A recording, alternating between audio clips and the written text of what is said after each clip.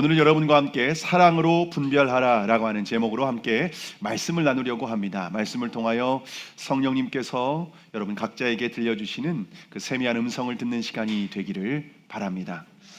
여러분, 믿음이 좋다는 말은 어떤 의미일까요? 우리가 그런 말을 많이 쓰지 않습니까? 믿음이 참 좋다, 믿음이 안 좋다라는 말을 쓰는데 어떤 의미일까요? 예전에 필리핀의 시키오르 섬에 살고 있는 만바바랑이라고 하는 마법사에 대한 다큐멘터리를 제가 본 적이 있는데요. 만바바랑은 저주를 내리는 마법사, 주술사입니다.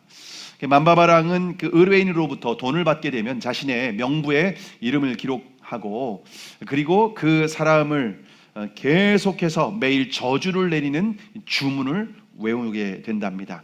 그럼 만바바랑의 말에 의하면은 그 의뢰 명부에 오른 사람은 어김없이 아프거나 죽게 되는 저주를 받게 된다라는 말을 했습니다. 그런데 만바바랑에 대한 이 다큐멘터리 그 마지막 부분에 제가 좀 이해할 수 없는 장면을 보게 되었는데요. 사람을 저주하는 이 마법사 만바바랑이 교회에서 기도를 하고 있는 겁니다. 그러니까 취재진이, 기자가 너무 이제 신기해서 이상하게 생각을 해서 그 만바바랑에게 접근을 해서 인터뷰를 했습니다. 그래서 무슨 기도를 하십니까? 라고 물었거든요. 그러니까 여러분, 만바바랑이 어떻게 대답했을까요? 자신의 죄를 회개하는 기도를 했을까요? 만바바랑은 기자의 질문에 이렇게 대답했습니다. 나는 독실한 신자입니다. 나는 능력 있는 만바바랑이 되기 위해 저주를 내리는 능력을 달라고 항상 기도합니다. 여러분, 제가 굉장히 좀 충격을 받았습니다. 만바바랑이 사람을 죽이는 능력을 달라고 기도한다는, 이해가 되십니까? 어떻게 독실한 신자라고 하면서 죽이는 능력을 달라고 기도를 할 수 있을까요? 여러분, 기독교의 본질은 사람을 살리는 것인 줄 믿으시기를 바랍니다. 요한복음 6장 40절에 보면 내 아버지의 뜻은 아들을 보고 믿는 자마다 영생을 얻는 이것이니 마지막 날에 내가 이를 다시 살리리라. 여러분, 하나님의 뜻은 사람을 살리는 데에 있습니다. 예수 그리스도를 이 땅에 보내주신 하나님은 그 예수 그리스도를 믿음으로 말미암아 우리가 이 땅에서 생명을 얻고 영원히 살게 되는 것, 이것이 바로 복음 아닙니까? 그런데 어떻게 사람을 죽이는 능력을 달라고 하나님께 기도할 수 있을까요? 여러분, 우리가 기도를 많이 하면 좋은 신앙일까요? 성경적인 지식이 많으면 좋은 신앙일까요? 주일마다 예배를 빠지지 않으면 좋은 신앙일까요? 여러분, 물론 이것은 우리의 신앙의 기본입니다. 이것을 하지 않아도 된다, 이런 말을 드리는 것이 아닙니다. 그런데 믿음이 좋은지 아닌지를 우리가 분별할 수 있는 결정적인 기준이 될 수는 없습니다. 왜냐하면 예수님 당시에 바리새인과 서기관들은요, 율법에 대해서는 전문가였습니다. 그들은 철저히 율법대로 살았을 뿐만 아니라 일주일에 이틀씩 금식하며 기도하는 사람들이었어요. 여러분, 그들은 주일을 빠진다, 안식일을 범한다, 여러분, 있을 수 없는 일입니다. 있을 수 없는 일이었습니다. 근데 그들이 어떻게 했죠? 하나님의 아들이신 예수 그리스도를 알아보지도 못했고 그 예수 그리스도를 비난하고 조롱하다가 결국 그 예수 그리스도를 십자가에 못 박아 죽이는 일에 앞장섰던 사람들입니다. 여러분, 그러므로 종교적인 행위로 우리의 신앙을 점검하거나 분별할 수는 없다는 겁니다. 자, 그러면 우리의 신앙을 분별할 수 있는 기준은 무엇일까요? 오늘 본문 35절과 36절을 함께 읽겠습니다. 시작. 그 중에 한 율법사가 예수를 시험하여 묻되 선생님, 율법 중에 어느 계명이 크니까? 한 율법사가 예수님께 질문을 했습니다. 율법 중에 어느 계명이 가장 큰 계명입니까? 유대인들은 성경에 있는 율법을 정리했는데 613가지로 정리했습니다. 248가지는요 하라라고 하는 계명이고 365가지는요 하지 말라라고 하는 계명입니다. 내 부모를 공경하라라고 하는 것은 하라라고 하는 것이죠. 도둑질하지 말라, 이것은 하지 말라라고 하는 계명입니다. 이런 계명이 총 613가지라는 겁니다. 그런 613가지 계명 중에서 가장 큰 계명, 가장 중요한 계명이 무엇인지를 지금 묻고 있는 겁니다. 다시 말하면 우리의 신앙에서 가장 중요한 것이 무엇입니까? 지금 이거를 지금 물어봤다고 생각하시면 되겠습니다. 그런데 율법사가 물어본 것은 몰라서 물어본 게 아니에요. 이 사람은 율법에 대해서는 아주 전문가예요. 신학자라고 말할 수가 있습니다. 그런데 예수님을 그래서 시험하여 묻되, 시험하기 위해서, 테스트하기 위해서 물었다는 겁니다. 예수님 이미 다 그걸 아셨죠. 그럼 예수님께서 어떻게 대답하셨을까요? 우리의 신앙에서 가장 중요한 것이 무엇일까요? 오늘 본문 37절과 38절의 말씀을 우리가 함께 읽어보도록 하겠습니다. 37절과 38절입니다. 시작. 예수께서 이르시되 내 마음을 다하고 목숨을 다하고 뜻을 다하여 주 너의 하나님을 사랑하라 하셨으니 이것이 크고 첫째 되는 계명이요. 여러분, 우리의 신앙에서 가장 중요한 계명, 가장 중요한 것이 무엇인가 하면 하나님과의 관계입니다. 우리의 마음을 다하고 목숨을 다하고 뜻을 다하여 하나님을 사랑하는 거예요. 이게 신앙에서 가장 중요하다는 거예요.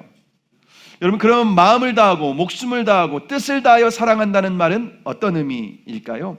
우리가 하나님을 사랑하되 적당히 사랑하는 것이 아니라 온전히 내가 가지고 있는 물질과 시간과 에너지와 모든 것을 다해서 우리가 하나님을 100% 사랑해라.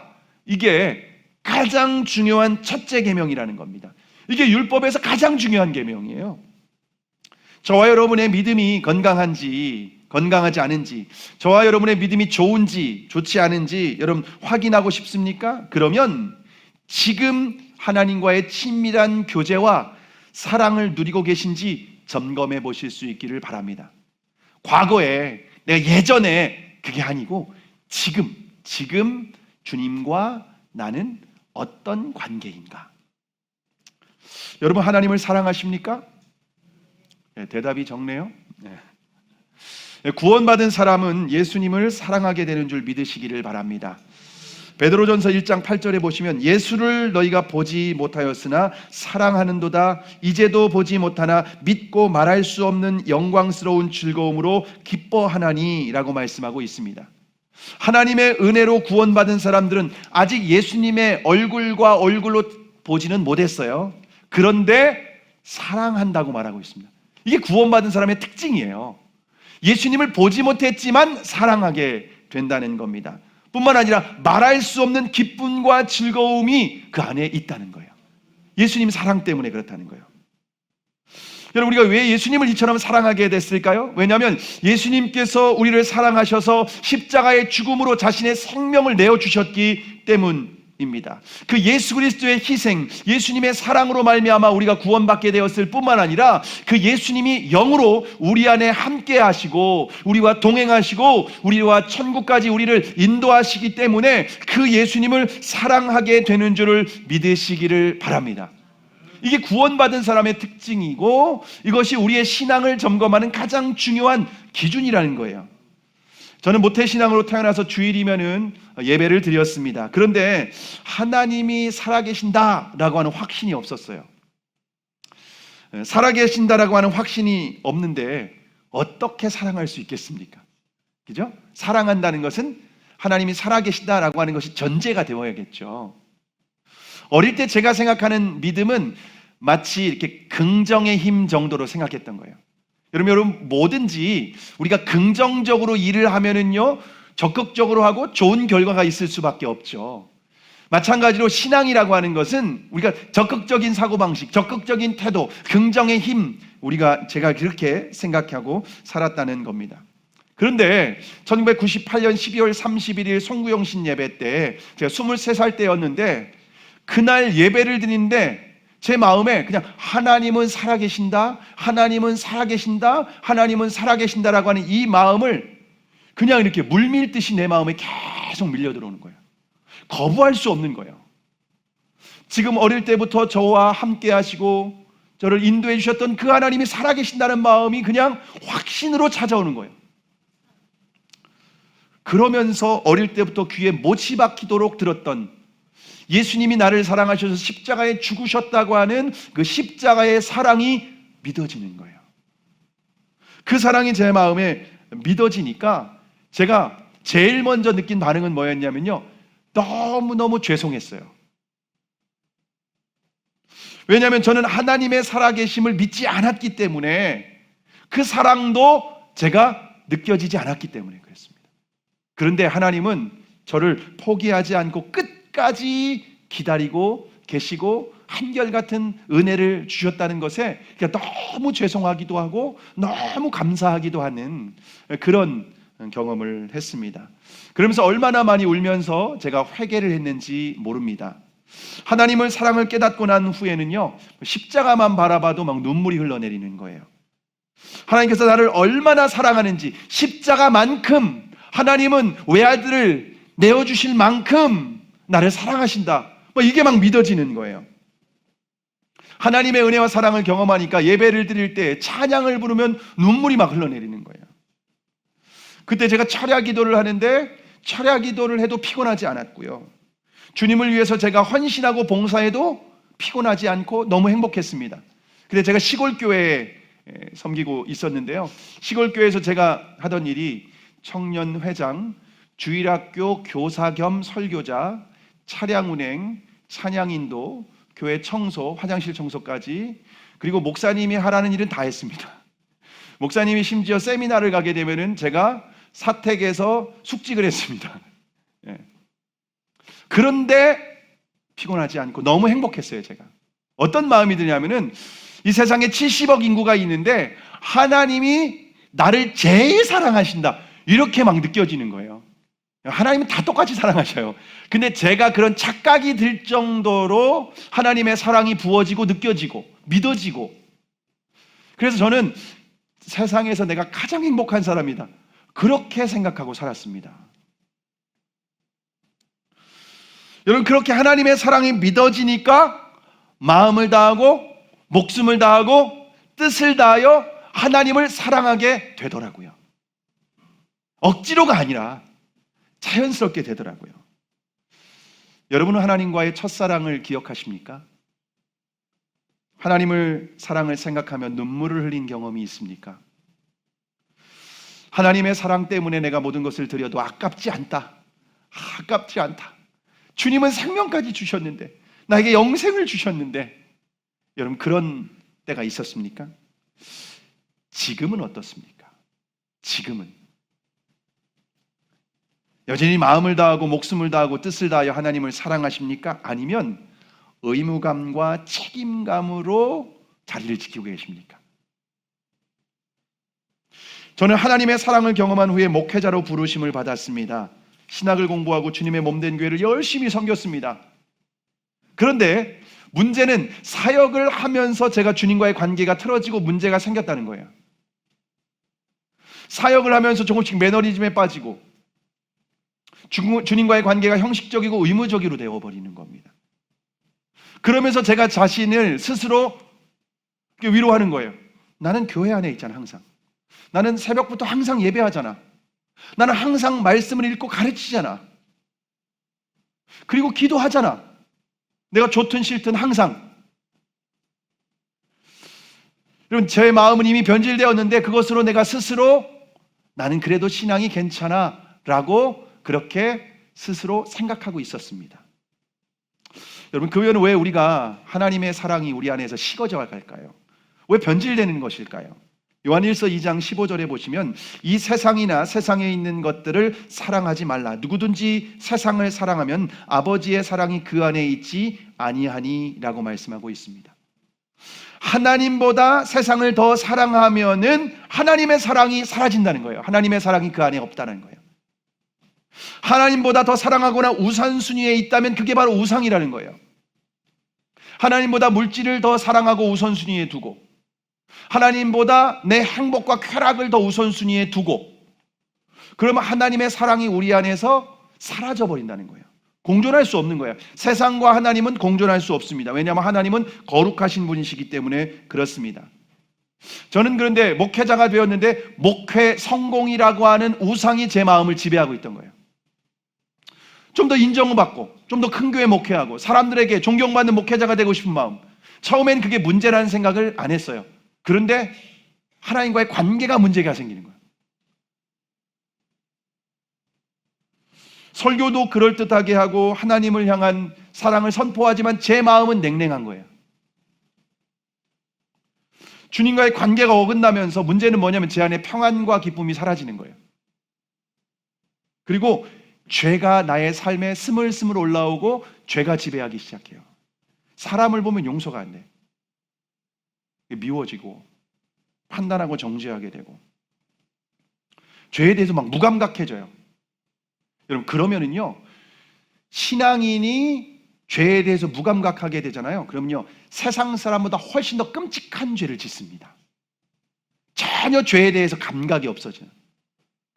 왜냐하면 뭐 나는 어차피 구원받은 사람이니까, 나는 어차피 천국 가니까, 이런 착각에 빠지게 돼요. 여러분 그때가 가장 위험할 때예요. 그러니까 신앙인이 하나님에 향한 사랑이 식어지고 종교인이 될 때 가장 위험해요. 그래서 예수님도 독사의 자식들 하면서 회칠한 담이여 하면서 저주하시지 않았습니까? 근데 하나님이 저를 불쌍히 여겨주셔서 교회에 개척을 하라고 저를 부르셨습니다. 주님의 부르심을 받고 제 안에 있는 말씀 앞에서 내 안에 있는 우상이 뭔지, 내 안에 있는 죄가 뭔지를 점검하고 하나님 앞에 회개하기 시작했고 우상을 제거하기 시작했습니다. 저는 이처럼 제 안에 있는 우상을 제거하고 주님의 부르심에 순종하는 과정을 통하여서 하나님과의 관계가 회복되는 것을 경험했습니다. 그러면서 제 안에 다시 기쁨과 평안이 임하고 세상에서 제일 행복하다, 이런 마음이 다시 회복하는 것을 경험했습니다. 우리가 저와 여러분이 교회 안에서 열심히 예배도 드리고 사명도 감당한다고 해서 여러분 꼭 주님과의 관계가 좋은 건 아니라는 거예요. 여러분이 교회 안에서의 직분, 신앙의 연조, 성경적인 지식, 종교적인 열심, 헌신적인 사역이 주님과의 관계를 증명해 주는 것은 아니라는 거예요. 이번에 우리나라의 한국교회에서 가장 대표적인 교단의 총회장의 성 스캔들이 터졌습니다. 가장 대표적인 가장 큰 교단의 총회장이 그런 문제가 터지니까 일파만파로 문제가 되고 있습니다. 여러분 우리의 외적인 어떤 종교적인 이 모습이 우리의 신앙을 대변해 주지 않아요. 착각하지 말아야 된다는 거예요. 스스로도 착각하지 말고 다른 사람들도 그렇게 착각하지 말라는 거예요. 목회자라 할지라도 예외 없어요. 예외 없어요. 자, 그러면 어떻게 하나님과의 관계를 점검하고 분별할 수 있을까요? 오늘 보면 39절과 40절의 말씀을 함께 읽겠습니다. 시작. 둘째도 그와 같으니 내 이웃을 내 몸과 같이 사랑하라 하셨으니 이 두 계명이 온 율법과 선지자의 강령이니라. 여러분 예수님께서 첫 번째 계명으로 하나님과의 관계를 말씀하셨습니다. 마음을 다하고 목숨을 다하고 뜻을 다하여 하나님을 사랑하라 말씀하셨죠. 그리고 두 번째 계명으로 내 이웃을 내 몸과 같이 사랑하라 말씀하셨습니다. 그런데 여러분 여기 둘째 계명을 말씀하시기 전에 뭐라고 말씀하시죠? 여기 보시면요 그와 같으니 라고 말씀하십니다. 첫 번째 계명을 말씀하시고 두 번째 계명을 말씀하시기 전에 그와 같으니 라고 말씀하십니다. 이게 무슨 의미일까요? 첫 번째 계명과 두 번째 계명은 첫째, 둘째 이렇게 구분을 했지만 이게 서로 동떨어진 것이 아니라는 거예요. 다시 말하면 첫 번째 계명과 두 번째 계명은 아주 긴밀하게 연결되어 있는 거라는 겁니다. 마치 첫 번째 계명이 나무의 뿌리라면 두 번째 계명은 나무의 열매라는 거예요. 그러니까 여러분 보이지 않는 하나님과 우리가 친밀하게 교제하는 이 관계가 맺어지게 된다면 우리의 삶에서 이웃을 사랑하는 열매를 맺게 되는 줄을 믿으시기를 바랍니다. 여러분 이게 너무 중요한 거예요. 우리는 이웃과의 관계를 통해서 하나님과의 관계를 점검하려고 하지 않고 나는 그래도 예배를 드리잖아, 열심히 봉사하잖아, 주일 빠지지 않잖아, 성경도 읽고 뭐 많이는 아니지만 기도도 하려고 하고 내가 이렇게 하는데 나는 당연히 하나님 사랑하는 거지. 그런데 관계에 문제가 있어. 그러면 하나님과의 관계가 문제 있다는 거예요. 이게 바로 첫 번째 계명과 두 번째 계명으로 말씀하신 거예요. 여러분은 하나님과 어떤 관계입니까? 보이지 않는 하나님과의 관계는 이웃과의 관계를 통해서 점검하고 분별해야 하시기 바랍니다. 요한일서 4장 20절과 21절에 보시면 누구든지 하나님을 사랑하노라 하고 그 형제를 미워하면 이는 거짓말하는 자니 보는 바 그 형제를 사랑치 아니하는 자가 보지 못하는 바 하나님을 사랑할 수가 없느니라. 우리가 이 계명을 주께 받았나니 하나님을 사랑하는 자는 또한 형제를 사랑할지니라.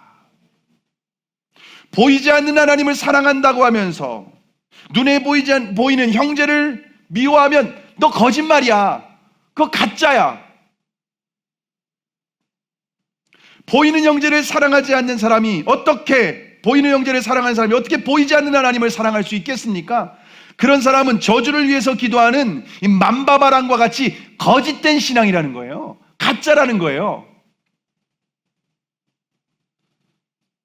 여러분 주님과 어떤 관계이십니까? 마음을 다하고 목숨을 다하고 뜻을 다하여 하나님 사랑하십니까? 혹시 예배가 귀찮다고 생각하지는 않으셨습니까? 기도와 말씀이 부담스럽지 않습니까? 봉사라고 하면 핑계가 떠오르지 않습니까? 다른 일 때문에 바쁘다고 이것저것. 이처럼 하나님과의 관계에 문제가 생기면은요, 반드시 사람과의 관계에서 그 문제가 드러나게 됩니다. 가정과 교회 그리고 직장에서 갈등이 시작됩니다. 작고 사소한 문제도 그냥 넘어가지 않아요. 그냥 속에서 화가 치밀어 오르고요, 용서가 안 돼요. 화가 나요. 심지어 얼굴도 보고 싶지 않아요. 만약 여러분의 마음 가운데 용서와 사랑이 아닌 비난과 정죄가 있다면 하나님과의 관계에 문제가 생겼다는 거예요. 그 사인이에요. 더욱 정확하게 말하면 하나님과의 관계는 단절되고 마귀의 종로로 타고 있다는 사인입니다. 여러분, 우리의 영적인 상태는 사랑으로 점검하고 분별하는 거예요.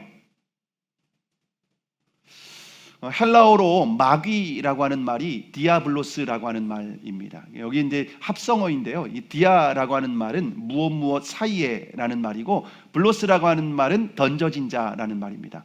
이 디아블로스라고 하는 말을 연결하면, 해석하면 어떻게 되냐면요, 무엇 사이에 던져진 자라는 의미예요.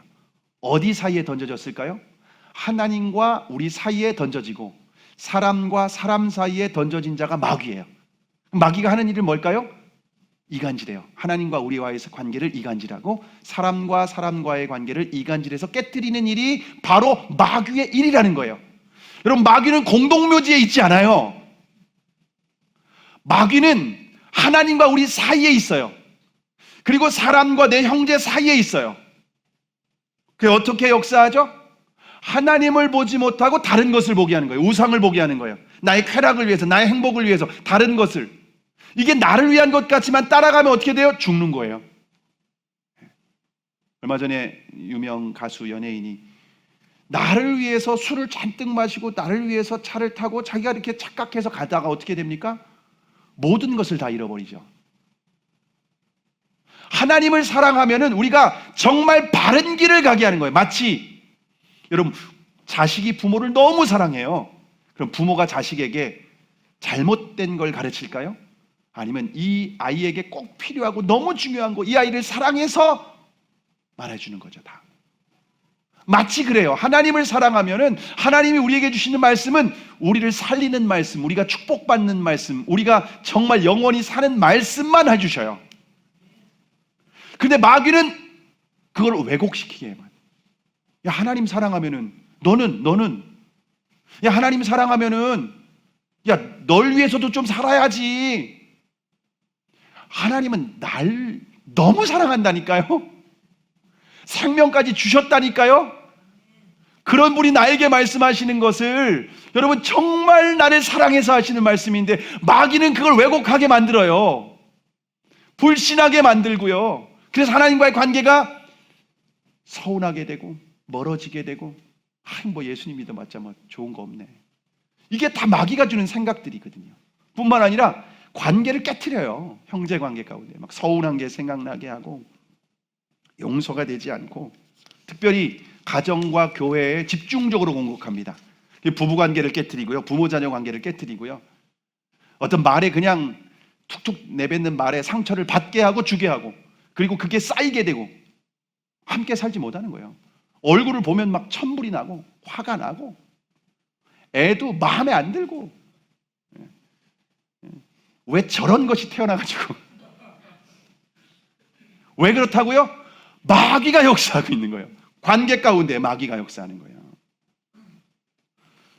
여러분, 교회 안에서도 목회자와 성도 사이를 이간질합니다, 마귀가. 그래서 목회자와 성도가의 관계를 딱 서운하게 하고 오해하게 되면 어떤 문제가 발생할까요? 목회자가 하나님의 말씀이라고 해서 전하는 설교가 안 들려요. 저거 나보고 뭐라는 거지? 오해하고 왜곡시켜요. 은혜가 안 되니까 말씀이 들리지 않아요. 그 말씀이 안 들리면요, 사단의 소리만 들리는 거예요. 사단의 생각이 내 마음을 그냥 가득 채우는 거예요. 진리가 안 들리니까, 빛이 비춰지지 않으니까 그냥 어둠 안에서 갈 길을 헤매면서 어찌할 줄을 모르게 됩니다. 그래서 사람을 미워하고 얼굴 보기 싫다고 하고, 그러면서 교회 떠나가겠다고 하고. 여러분, 그래서 교회 떠나가면 어떻게 될까요? 자동적으로 하나님과 멀어지는 거예요. 마귀의 밥이 되는 거죠. 이게 사단이 하는 일이에요. 마귀가 하는 일이에요. 여러분이 관계 가운데 문제가 있다면 이건요, 영적인 문제라는 거예요. 상식적으로 판단하는 것이 아니라 영적으로 분별해야 됩니다. 저는 주님과의 관계를 점검할 때 말씀과 기도로 얼마나 주님과 친밀한 교제를 나누고 있는지, 내가 이것을 목회자이기 때문에 직업적으로 의무감으로 하는 건지 아니면 정말 사랑으로 하나님의 은혜 안에서 하고 있는지를 늘 점검합니다. 그리고 다른 사람과의 관계를 점검합니다. 특별히 아내와의 관계 점검합니다.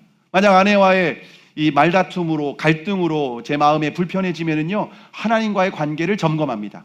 왜냐하면 하나님과의 관계에 문제가 생겼기 때문에, 내 마음에 은혜가 없기 때문에 이렇게 쓴 뿌리로 내가 반응하여 옛사람으로 반응하는 거예요. 상처로 반응하는 거예요. 그러면 관계 회복을 어떻게 하냐? 하나님과의 관계를 다시 회복합니다. 내 안에 있는 우상이 없는지, 내 안에 있는 죄가 없는지, 다른 것이 끼어 있지는 않는지. 왜냐하면 하나님과의 관계가 문제가 생겼기 때문에, 아내와의 관계가 문제가 생긴 것이기 때문에. 그렇죠. 그럼 하나님과의 관계를 먼저 회복하고 겸손한 마음으로 아내를 사랑하면은 자연스럽게 관계가 회복되는 것을 경험하게 됩니다. 그러니까 여러분, 세상 사람들이 이걸 모르니까 다 막 이혼하고, 다 물론 큰 죄들도 있어요, 관계 가운데. 근데 그렇지 않은데 뭐 성격 차이다 해가지고서 막 이혼하고 이런 일들이 다 사단이 가정을 깨뜨리는, 교회 공동체를 깨뜨리는 사단의 역사라는 거예요. 마귀의 역사라는 거예요. 근데 영적인 세계를 무지하니까, 영적 분별력이 없으니까 그냥 종로로 타는 거예요. 그런데 성도들도, 그리스도인들도 똑같아요. 인간적으로 해결하는 거예요. 상식적으로 해결하는 거예요. 이건 합리적으로 생각했을 때 네가 잘못했잖아. 여러분, 그러면 답이 있을까요? 절대 답 없습니다. 평생 왼수가 됩니다. 세상 사람들은 그냥 포장마차에서 술 한잔하면서 풀기라도 하는데요, 우린 술도 안 마시잖아요. 물론 교회 다니시는 분들 중에 술을 다 마시지 않는 건 아닙니다. 네. 여러분, 마귀의 역사를 분별하시기 바랍니다. 성령의 역사는요, 하나 되는 역사예요. 사랑의 역사예요. 용서의 역사예요. 연합의 역사라는 겁니다. 마귀의 역사는 분열하고 이간질하고 나누어지게 하는 역사라는 겁니다. 열매를 보면 알 수 있다는 거예요.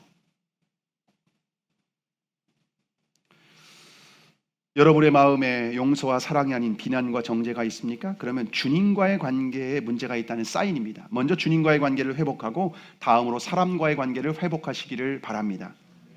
제가 사역을 하면서 한 사역자와 틀어진 적이 있었습니다.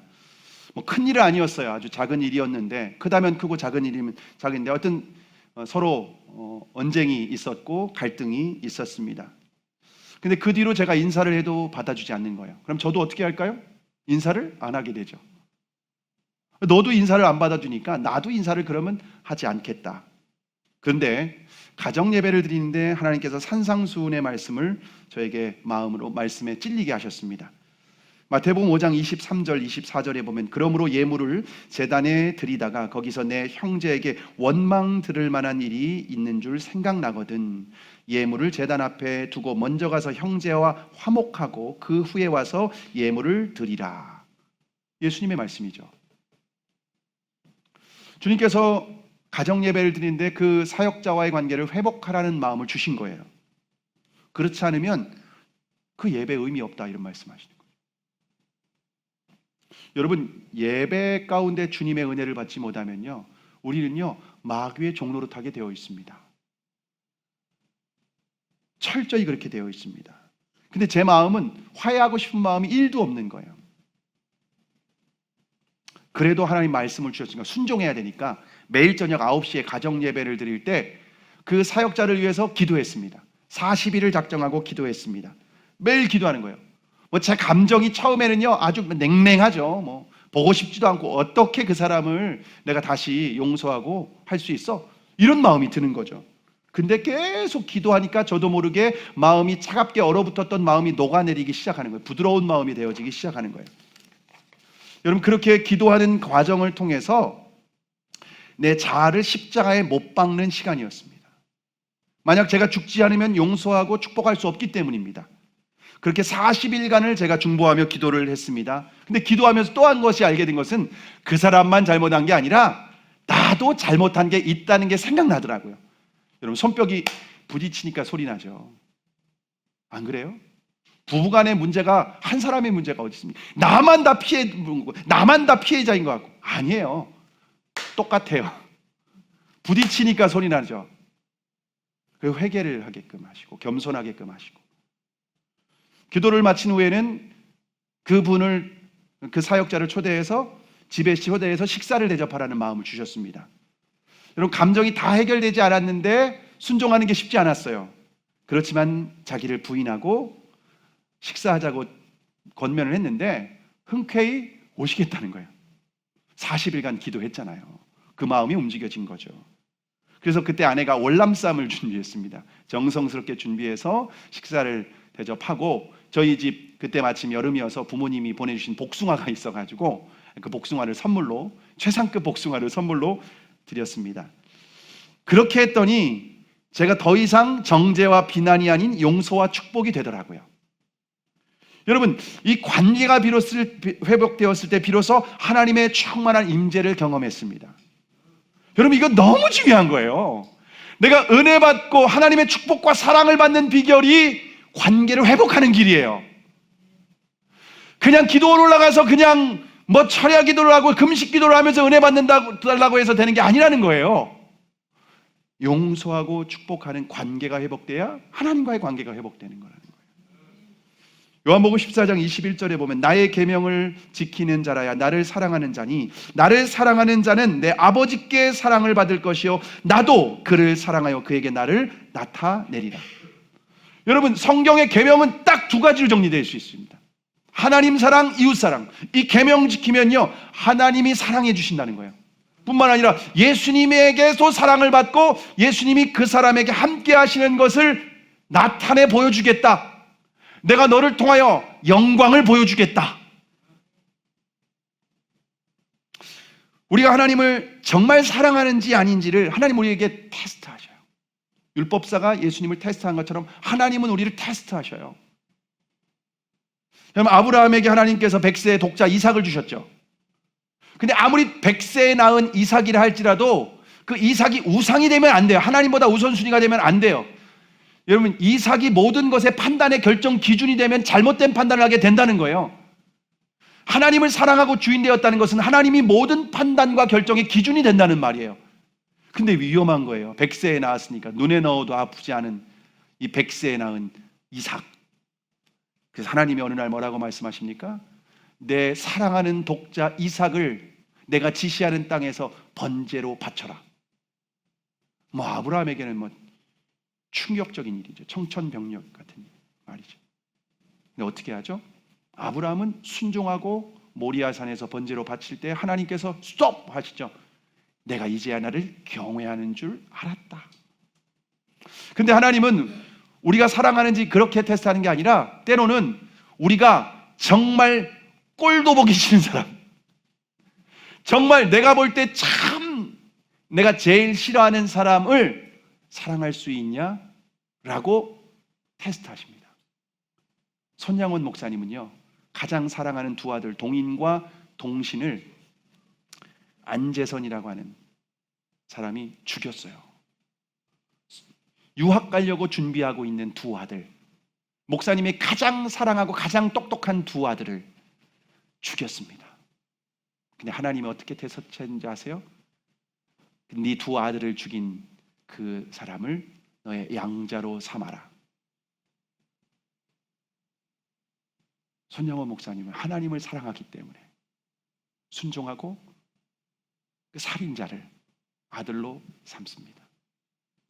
아들이 예수 믿게 됐죠. 양자로 삼은 사람.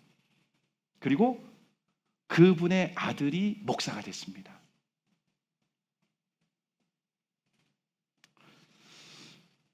여러분, 하나님은 우리에게 이런 사랑을 테스트하기로 하셔. 너 정말 나를 사랑하니?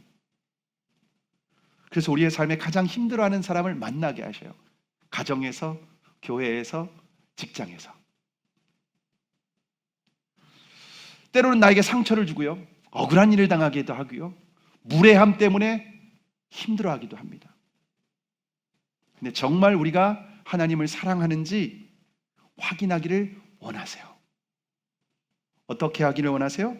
그 사람을 정말 용서하고 축복하고 사랑할 수 있니? 근데 문제는 우리 안에 그 사람을 사랑할 만한 능력이 없어요. 여러분, 우리 안에 사랑이 없다는 것을 우리는 알아야 돼요. 내 몸에서 낳은 자식이라고 해도 다 사랑스럽지 않아요. 진짜 말 안 듣고 고집 부리고 하면요, 꼴배기 싫을 때가 있어요. 사랑은 우리 안에 있는 게 아니에요. 우리의 본성은요, 나에게 상처를 조금이라도 주면요, 용서하고 싶지 않아요. 그래서 이웃을 용서하고 사랑하는 것은요, 내 힘이 아니에요. 내가 그리스도와 함께 십자가에 죽었다는 이 복음을 붙들어야 돼요. 십자가를 붙들고 더 이상 내가 사는 것이 아니고 내 안에 그리스도께서 살아계신다는 것을 믿음으로 우리의 정체성을 확증해야 됩니다. 오직 믿음으로 내 안에 분노하고 미워하는 옛사람을 부인하고 그리스도 안에서 거듭난 새 사람으로 반응하시기를 바랍니다.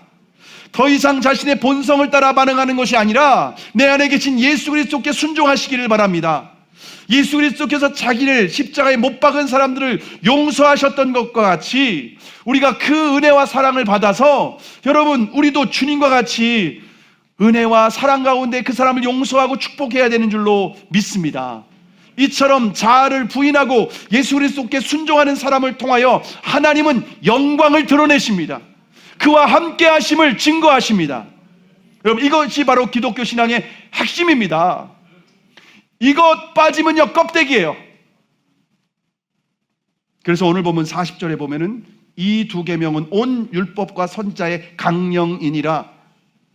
이게 율법과 선지자, 그 당시에는 구약 성경밖에 없었어요. 신약 성경은 아직 기록되지 않았었어요. 근데 구약 성경을 율법과 선지서, 율법서와 선지서로 딱 정리할 수 있었어요. 근데 율법서와 선지서 그 많은 분량이 있는데 한마디로 딱 줄이라면은 하나님 사랑, 이웃 사랑이라는 거예요. 마가의 다락방교회 박보영 목사님이라는 분이 계신데요. 이분이 36살에 이제 잘 나가는 의사였어요. 재벌집 사위였어요.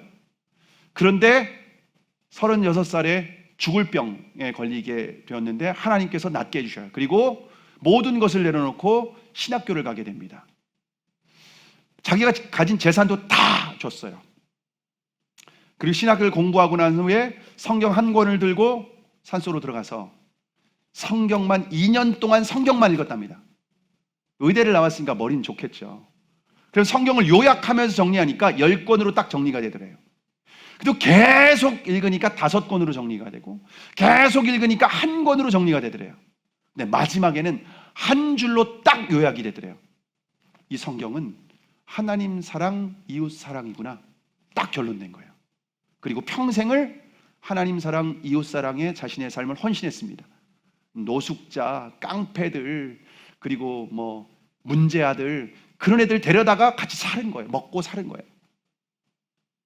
그런데 그 아이들이 다 목회자가 됐어. 조폭이 변화돼서 노숙자들을 섬기는 일을 하고 있고, 하나님이 그 목사님을 통하여 하나님의 영광을 드러내시는 거죠. 놀라운 기적과 영광이 그 사역 가운데 드러난다는 겁니다. 관계의 문제는 선택의 문제가 아니라 본질적인 문제예요. 관계의 문제가 틀어진 상태로 방치하면 반드시 마음이 지옥이 됩니다. 사단이 역사하기 때문에 그렇습니다. 누구 좋으라고 용서해? 네 마음이 지옥이 되지 말라고 용서하라는 거예요.